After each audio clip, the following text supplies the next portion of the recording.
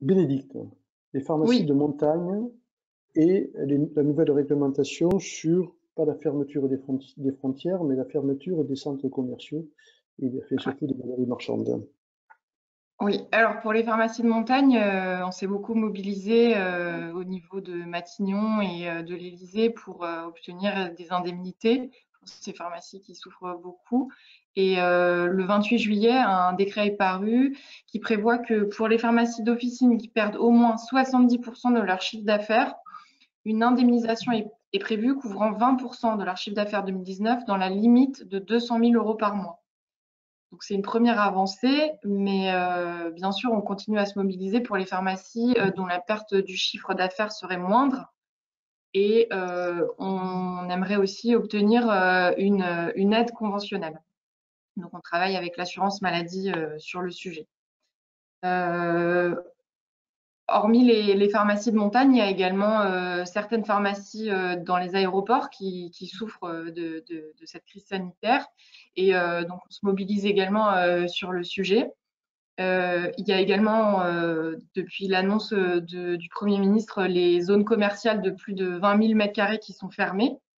Donc, alors, on a au journal officiel aujourd'hui, le décret prévoit que les pharmacies peuvent continuer à rester ouvertes, mais il faudra voir comment on peut les accompagner si nécessaire.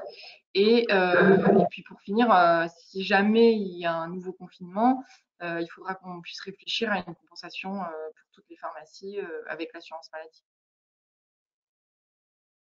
Voilà, donc on n'oublie aucun pharmacien. Montagne, aéroport, ben, et ceux qui se retrouvent en grande difficulté. Donc pour l'instant, on a échappé au confinement. C'est aussi, je le dis clairement, hein, grâce au dépistage des tests antigéniques. Hein. C'est-à-dire cette capacité du pays à s'être organisé pour dépister massivement contribue à éviter la circulation du virus et la contamination. Donc il faut pas avoir peur de le dire aussi. Hein. On est certainement le pays qui dépistons le plus, avec beaucoup d'organisation et d'efficacité.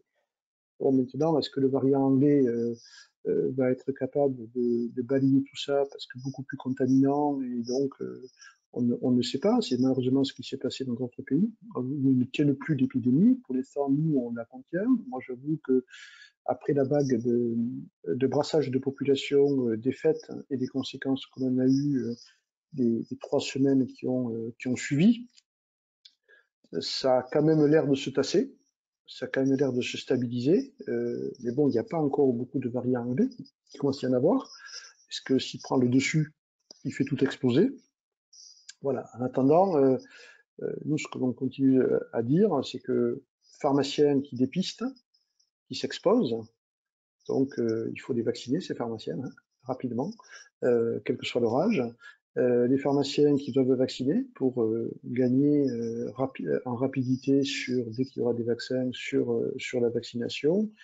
Et puis une profession qui s'est complètement orientée en termes d'image, en termes de perception sur professionnels de santé de proximité avec cette particularité, c'est qu'on est multicompétent sur toute une série d'attentes pour les patients avec une proximité que nous envient beaucoup de pays et une homogénéité de présence sur le territoire qui ne fait pas défaut. Donc c'est ça qui fait la qualité de ce réseau pharmaceutique.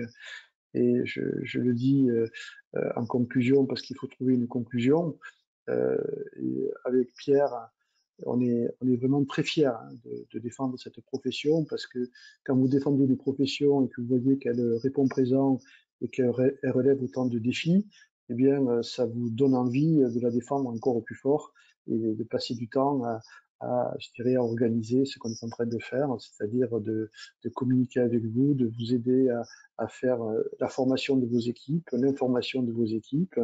Et j'en profite également pour remercier ceux qu'on ne voit pas là, dans les webinars et qui travaillent dans toutes vos régions, tous nos responsables, tous nos responsables USPO, toutes les équipes de l'USPO, tous les permanents. Bon, voilà, vous voyez Bénédicte et il y en a d'autres.